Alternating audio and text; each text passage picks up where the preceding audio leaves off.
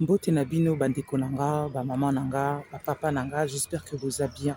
Les alinga muna na kati ya chaîne na bino, muna numéro 1, chaîne tozolo bela masolo ya vie.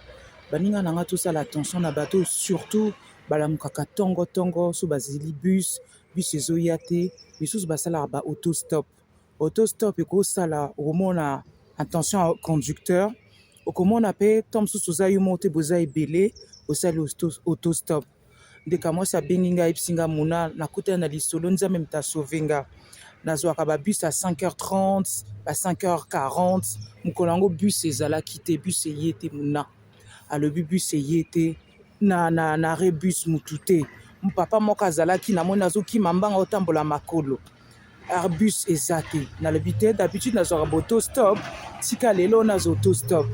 Bandeko nanga ye azwi autostop akutana na papa moko moi mundele tolobaka ba cinquantaine azaki kovo alobi bonjour madame, je vous dépose ozokende na gare alobi ena okende na gare o mbala moko asali lokola contourner o déviation yebisi te gare eza tout droit alobi ate na bosani écoute là ezali sens interdit na ke na côté mosusu mpona zonga oh akomi bizarre. Mamango mbala moko na kati ya voiture esprit na esepeli te abi mais vous allez où monsieur?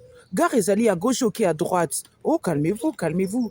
C'est quoi votre prénom? Est-ce qu'on peut se revoir? Vous me plaisez? Ça fait un moment que je vous vois souvent. Et là, j'ai profité, vous êtes dans la voiture. Maman a dit, messieurs, dépêchez-vous de me faire descendre tout de suite. Abimouna na gangi. Là, je ne peux pas vous faire descendre. Attendez, vous êtes folle. Là, je ne peux pas vous faire descendre. Papa m'a bandi koloba bongo. Maman m'a bandi ko paniqué. Asimba portière eza kangama. Et alobi, faites-moi descendre. Keti sanga zol banalingala. Keti sanga. Oyoki, c'est quoi ça? C'est quoi ça? Dépêchez-vous. Siko ayebisinga mona na kutani na chance à vie. Police azaki liboso. Police azali kiliboso abandi kosala lokola asala menace papa ngo abangi amoni rétroviseur police ezaki na fait stop.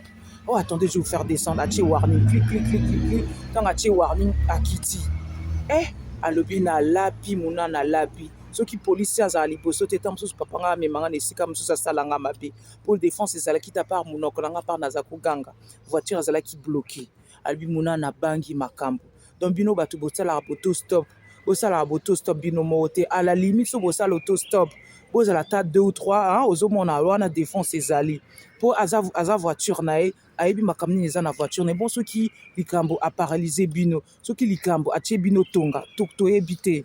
Donc ndeka mwasi alobi mona na bangi autostop ata na raté bus ata na ke mosala retard vomena ke mosala retard ke na perte de vie na banga ki na oki mitoki na voiture na oki sensation ya mabe et puis papa ngazalaki bizarre pervers eloko nini etindinga na mata na voiture parce que nazalaki pressé na moni bus eza te d'habitude nazwaka boto stop mais jour wana nazalaki nga moko papa nga déposer nga donc aza mutu moko amonaka nga agete nga aprofite na esika nazalaki nga moko ngai mpe zoba na mati mais na osala yango lisusu plus jamais de ka mwasi ayebisi nga bongo.